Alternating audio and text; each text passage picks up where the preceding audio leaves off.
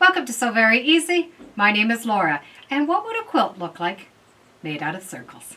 So I've gone through my scrap basket and I've taken out some fabrics that are black and white and red, and I've made circles. I like to use templates that I can use a rotary cutter with. I like the speed of it, but I also like the accuracy.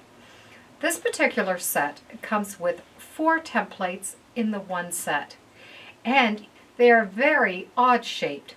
But from each of these templates, you can get many different shapes and sizes. You can get your circles, but from the circles you can get hearts and leaves, all sorts of things. You can get a book that goes with the templates, which has some great ideas in it. And here are all the different types of shapes that you can make with these rulers. So they're more than just to make circles. I'm going to use the big one because I want to use the biggest circle that I can. But you can do this pattern with any size circle. And for my fabric, I want to have opposing colors for each of my circles. So to make those 2 circles, I'm going to need 2 opposing colors, and I've cut the squares at 8.5 inches, and that way I can trim them down to 8 inches when I'm done. I'm going to need one other color, and in this case I'm going to choose the red. Now you can do the same and use black.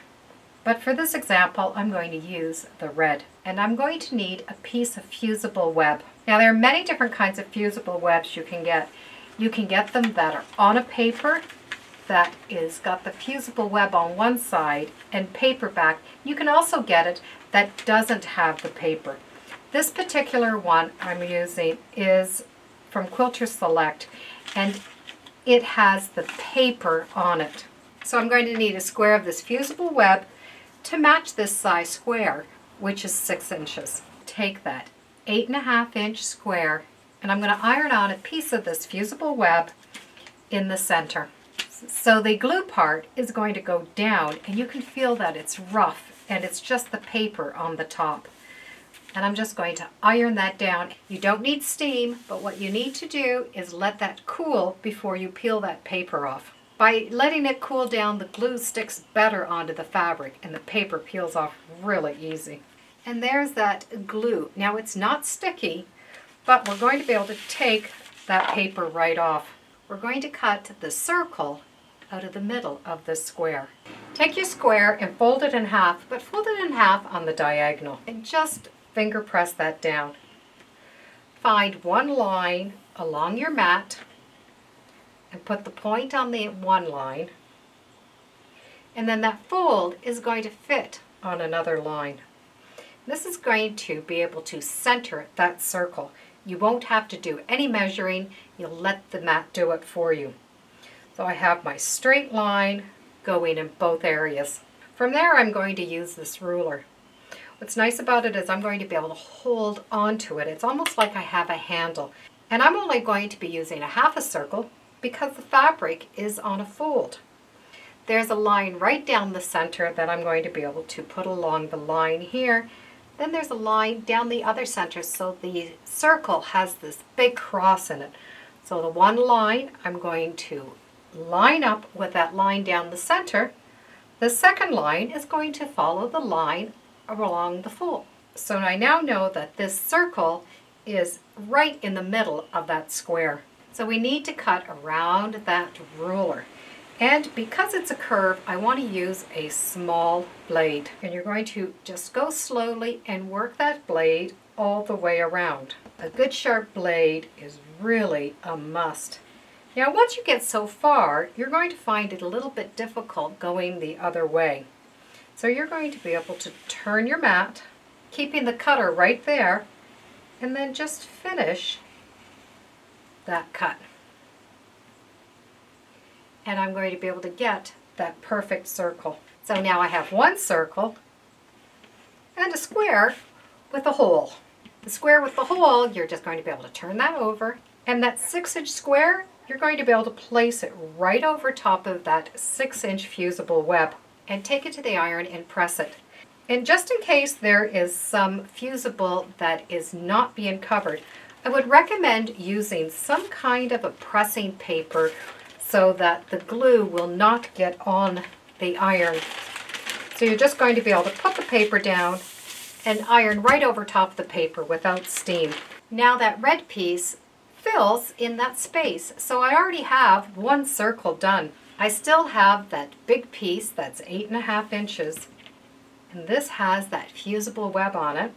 I'm going to be able to center that, and I find if you have one square beside you that is already done, you're going to be able to center this just by eye.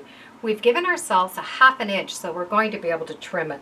Now iron this circle onto the red. My 2 circles are now complete. To secure these on, I'm going to do a little row stitching around those circles. So I'm just going to set my machine to either a blanket stitch or a zigzag. I'm going to stitch all the way around. So the one where you have the circle, you're going to stitch onto the circle side. The one that has the hole, you're going to stitch onto the outside. Now what I like to do is do all of my circles first and then take them to the machine and stitch them all at the same time. Because the circles have been fused onto the other fabric, it is going to work as a stabilizer, and you're going to find it's going to be very easy to stitch around these circles because that fabric is not going to move. Once you have them stitched, press them. With all of my circles stitched down, I now want to trim them to 8 inches. And I have a really easy way to mark your ruler so that you can get them all the same. Now if you have a ruler that's 8 inches, you won't have to do this step. But my ruler is at 9.5 inches and I want it trimmed at an 8-inch square. So I've put a tape at that 8-inch mark. And that way at a glance I know exactly where that 8 inches is. Now I need to find the center mark for my circle. And I'm going to use that template again. So I'm just going to put it underneath and put my square right over top of it. So my center mark is going to be 4 inches. And I place the lines from that bottom ruler so that I can see it. I can see now that circle right underneath my ruler. And I'm just going to take other tape and I'm going to mark my circle line. You're going to be able to do this method with any size circle. You just need to find your center marks and just put 4 pieces of tape. And this is quilter's tape, and I will take it off when I finish the project because I don't want to have any residue left on. Now the tape doesn't have to be exact, but it is going to give me a good indication on what I'm going to need. So when I take out the ruler that I used as a template, I can see this is where my circle is going to be, and this is where my trim line is going to be. So I can put my fabric down, and I'm going to use those center lines and line up the tape to 4 of those corners. And I'm going to be able to see if I have enough on the outside. So if you need to change the direction, you can. Now I'm going to be able to take my rotary cutter and trim the one side, and then I'll turn, following up that cut line, and trim the rest. By having these little marks on the ruler, it's going to save me time, and I don't have to measure. I now have them all trimmed at 8 inches. And what would this look like if we put it together as a quilt? It would make a very fun quilt. But what would happen if we take these circles and cut them in quarters? So I've taken each of my circles and I've cut them in half on the diagonal twice. We definitely get more design opportunities. We can sew them back into circles, but we can also change the direction of the circles. And this is a very common pattern called Drunkards path, where you take circles and you're able to change the path. So I started with 21 squares that had those circles in them. I cut them in 4, which is giving me 84 4-inch squares. I'm going to add 16 random black and white solid 4-inch squares. That's giving me a total of 100 squares. And I'm going to sew them all together in rows.